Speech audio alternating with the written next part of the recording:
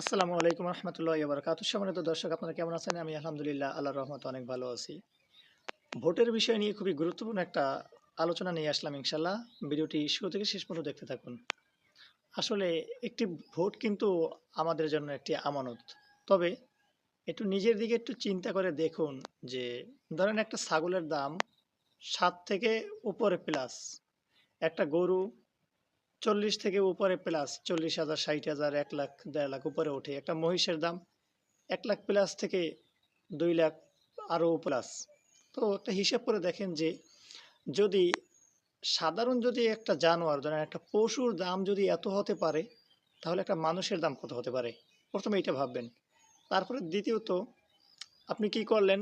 আপনাকে একটা দুষ্ট লোক আপনাকে ১ কাপ চা খাওয়াইছে।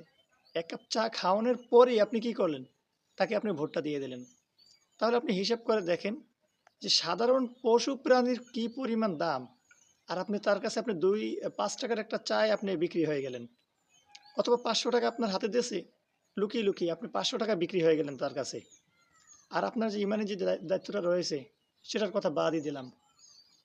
তো যদি চিন্তা ভাবনা করি, তাহলে আমরা হিসাব এটাই মিলাইতে পারি যে কারো কাছে আমরা বিক্রি না হয়, পশু পাখির ক্ষেত্রে এদিকে তুলনা আমরা না করে, আমরা কারো কাছে বিক্রি না হয়ে আমরা যে যোগ্য প্রার্থী তাকে আমরা ভোটটা দেওয়ার চেষ্টা করবো ইনশাল্লাহ। এর কারণ হলো, ভোট হচ্ছে আমাদের জন্য একটা ইমানি দায়িত্ব।